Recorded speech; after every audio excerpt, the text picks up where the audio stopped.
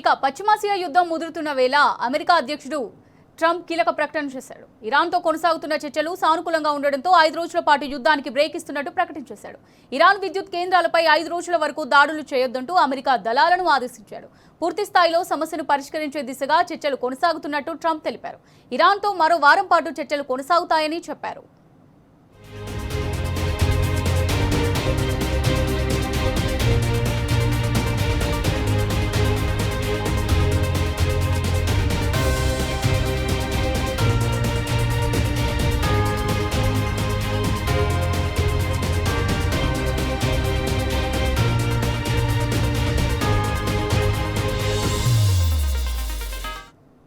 అటు Trump ప్రకటనపై Iran స్పందించింది. ట్రంప్తో తాము ప్రత్యక్షంగా గానీ పరోక్షంగా గానీ చర్చలు జరపలేదని చెబుతోంది.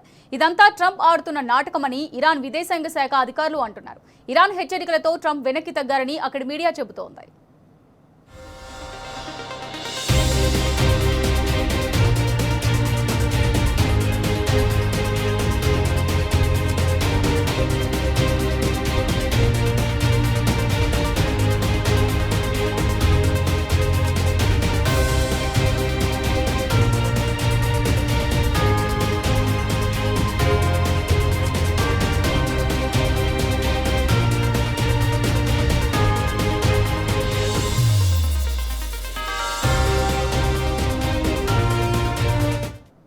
ఇంకోవైపు ట్రంప్ ప్రకటనను ఇజ్రాయెల్ పట్టించుకోవట్లేదు కూడా. ట్రంప్ యుద్ధ విరమణ ప్రకటన వేళ నెతన్యాహు ఫైర్ యూదులు లేకపోతే అమెరికానే లేదు.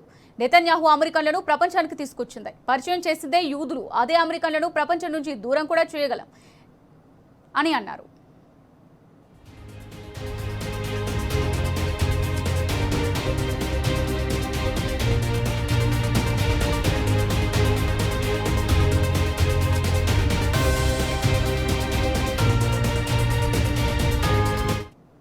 రైట్ గా దీనికి సంబంధించి మరిన్ని డీటెయిల్స్ ఢిల్లీ నుంచి మా రిపోర్టర్ సురేష్ అందిస్తారు. సురేష్, అమెరికా అధ్యక్షుడు డొనాల్డ్ ట్రంప్ 5 రోజుల పాటు విరామం యుద్ధానికి ఇవ్వడం జరిగింది. అసలు విషయం ఏంటంటే కేవలం ఇరాన్ పై చేయాల్సిన అమెరికా దాడులను 5 రోజులు వాయిదా వేయడం కనుక డిప్లొమసీకి సంబంధించి చర్చల ద్వారా ఈ యుద్ధాన్ని ఆపదీశగా, అలాగే హర్మూజ్ జలసంధి దగ్గర రవాణా సౌకర్యాలకు షిప్లకు ఎటువంటి ఇబ్బంది కలగకుండా చేసే దిశగా, అలాగే ఇజ్రాయెల్ ఇరాన్ మధ్య సయోధ్య కల్పించే దిశగా డొనాల్డ్ ట్రంప్ ఈ 5 రోజుల పాటు యుద్ధ విరామం తీసుకోవడం జరిగింది.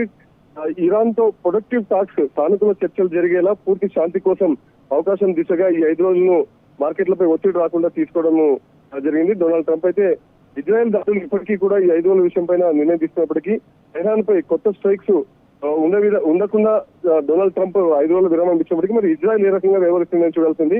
ఇరాన్ మిసైల్స్, డ్రోన్లు ఇప్పటికీ ఇంకా ప్రయోగిస్తుంది. యుఏఈ కూడా దాడులను అడ్డుకునే దిశగా మద్దతును కూడా కట్టే ప్రయత్నాలు చేస్తున్నారు. ఇటు ఇరాన్ అయితే డొనాల్డ్ ట్రంప్ చేసేటువంటి విషయం పైన ట్రంప్ వెనక్కి తగ్గాడని విమర్శించడం జరిగింది. ఇది టైం గెయిన్ చేయడానికి చేసిన పని అని చెప్పి ఆరోపించడం జరిగింది. ఇప్పుడు మరోవైపు ప్రపంచ దేశాలు ఈ చర్చలను స్వాగతిస్తున్నాయి. ఇటు యూఏఈ కూడా గ్యాస్ సరఫరాపై అత్యవసర మీటింగ్ ఏర్పాటు చేసే దిశగా ముందుకెళ్తుంది. ప్రపంచ దేశాలందరూ కూడా యుద్ధం ఆపాలి, శాంతి చర్చలకు వెళ్లి డిప్లొమసీ ద్వారానే చర్చల ద్వారానే ఇజ్రాయెల్, ఇరాన్, అమెరికా కాన్ఫ్లిక్ట్ ను, యుద్ధాన్ని ఆపాలని చెప్పి చూడడం జరుగుతుంది. మరోవైపు పరిస్థితి అయితే ఇప్పటికి ఇంకా చాలా ఆందోళనకరంగా ఉన్నటువంటి సిచ్యువేషన్. భారతదేశానికి సంబంధించి ఎల్పీజీ అలాగే ఫ్యూయల్ షిప్స్ కూడా హర్మూజ్ జలసంధి నుంచి దాటి 3 షిప్స్ ఇప్పటికి వచ్చినప్పటికీ ఇంకా యుద్ధ వాతావరణం ఇలాగే కొనసాగితే ఇటు భారత్ తో పాటు యూరోప్ కంట్రీస్ అలాగే ఏషియన్ కంట్రీస్ పైన ప్రభావితం ఉండే అవకాశం ఉన్నాయి. మరోవైపు డిప్లొమసీ దిశగా ఇరాన్ ఎంతవరకు చర్చలకు 5 రోజుల విషయంలో సహకరిస్తుందని దానిపైన మాత్రం ప్రశ్నార్థకంగా, ఎందుకంటే ఇరాన్ చేసినటువంటి కామెంట్స్ ఇది వెనకడుగు అమెరికా వేసిన దానిపైన ఇరాన్ కామెంట్ చేయడం జరుగుతుంది కాబట్టి. Right, thank you Suresh.